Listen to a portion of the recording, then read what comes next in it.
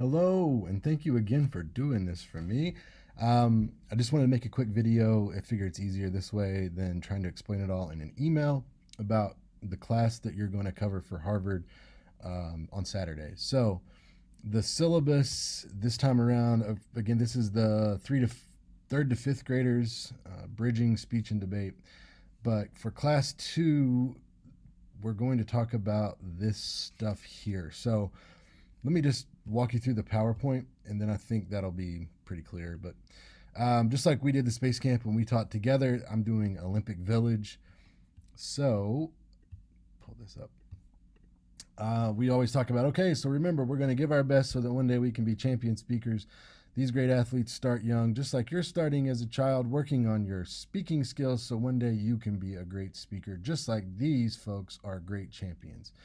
So, to our Olympic Village we go, and we'll start out with our information center, and that's going to take us to the agenda. Here it is. So, the anxiety review, they're going to have already covered some things on anxiety, but this is their first prepared speech, sort of. So, I want to make sure that they've got just sort of a fresh reminder that it's normal and, it can be dealt with. So, we'll do a warm up. Then they're going to do their formal introduction speeches, which actually will turn out to be their major hobby speech. I'll change the wording just a little. I remind them to do an evaluation form on their peers. Then I'll give them feedback after the speakers. You could do it after each one or after the group. And then I want to debrief with them about the anxiety so I can figure out, what they're feeling when they're up there. The lesson is on the major elements of a speech and how to organize a speech. So we'll really focus on the body and how those main points can be ordered. Activity is where's the sink, riveting, I know, and then homework and wrap up. So the Learning Center, let's talk about anxiety. Let's review that you can be sweaty, sick stomach, heart racing, or freezing. If you sweat, cover it up. If you have a sick stomach, don't eat nasty stuff. If you have heart issues, don't drink caffeine. And if you freeze up, move more, especially think about gestures. You know all this, of course. So, gang, are you ready to speak? Oh, yeah, but first, we've got to go to our training center out here in the distance. Here it is on the inside where we go and get ready for speeches. We've got to get our balance in check and our stretching ready. And here we go with our tongue twister. So here it is. Thanks. You did a great job, everybody. Now, let's go to the competition area and start our speaking. So here's our downhill slalom.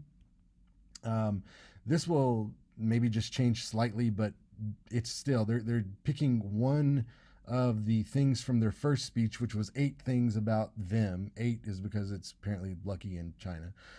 8 things about them. They picked one, and now they're going to break that thing down here in these main points. Here's an example of what I talked about, but this is more of a formal introduction instead of the one hobby. So I will rework this and change that before I send it your way. Back to the format. Yay, everybody's good. Everybody went wild. Look at all these great fans cheering for you. Let's go to the Learning Center and talk about how do you feel? How was that with anxiety? Now, let's go ahead and talk about the parts of a speech. And there's 3 main parts. Yep, you know what they are. There they go. I like to think of the body sort of as the candy because that's where the good stuff is. There's a nice piece of candy. And if you think about the candy like a speech, you've got the introduction at the top, body in the middle, and the conclusion at the end. And, the body is really important because, again, that's where the good stuff is. So there are different ways to organize the main points in the body. Here's some of this stuff. Recency, the buzzer beater, that's Yao Ming, NBA player from China, who is known in China really well for this buzzer beater he made, in a game against Indiana. So there's that. There's chronological order of events or time. Then I go in, so that's sort of the preview, and then we get into some in depth here. So here's the water bottle. Break it into main parts. Okay, which one's the most important? They can name the parts, tell you what's most important. It's probably going to be the container or the bottle. That's going to go first, the cap to hold all the good stuff in, and the label to let you know what it is. Although I've had them make very good arguments as to why it should be in different orders. There's no right or wrong answer. Thank you for playing. Buzzer beater, what do you think? Save the most important for last. Maybe we'll do it in the opposite order if we stick with that type of thinking. So when I told you about the 8 things I want you to know about me, I have them here. And so what I can do then, this is when you take multiple items and combine them into themes. So there's some stuff about themes: career, family, and hobbies. Family's most important. So if I was going to pick one of these, that's what I would go with.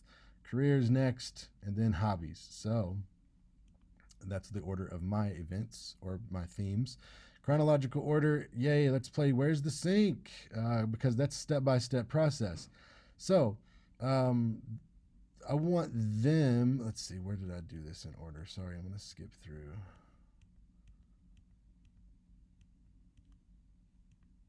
There's a lot of slides, but okay, so the idea here, this is, and you'll like this, I hope. So this is Lake Michigan Hall. This is your old office, aka, well, actually, I just faked it. It should be there, but it's here now. These are doors. So there's the office. Here's the desk. There's me. So if I want to tell people how to get to my sink, that's the bathroom. I need to walk them through it. So we can't go through there, so that's not going to work. So how are we going to get there? Here's step one, open the door. Don't forget the key step. Now, when we go out, are we going to turn left or right? Well, I don't know. If we go that way, maybe we'll hit this wall. We can't do that, so we're going to go the opposite direction. Oh, that wouldn't work. Let's go here. We're going to go through. We're going to open this other door. Yay, now do we go left or right? Well, if we go left, who knows where that goes because it's a circle, but they don't know that. So that won't work. Okay, so maybe we try going to the right. Oh, look, and now we can take another right and open that door. And step 5, we're in. Oh, my God, we're in the bathroom. We can finally turn the light on. That's step 6. And then use the sink finally for step 7. Oh my God, what a great idea. So then they can tell you where's the sink. So wherever they are in their house, have them walk you through with as much detail as possible with step-by-step process of how to get to the sink. Could be the bathroom sink, could be the kitchen sink, whatever. But go out the door, turn to the left, turn to the right, how far roughly, that kind of stuff. Then that's going to help show them the importance of getting things in order and sticking to steps. Are there any questions? Here's your homework for next time. This might change as well, so just hang on to that. And we did all of our good stuff. So now we can go back to our village. We'll go to the residence center, and that's where we depart. Thank you very much. Have a great night. So that's the idea that I'm working with here. Yeah. Thank you again. Kind of important, I think, that you go to your godchild's shower, but you know what I mean. Jane's having a baby. Anyway, thank you again. I appreciate it, and I'll send this your way updated, so by the time you get it, it should all be ready to rock. You rock, and I appreciate it.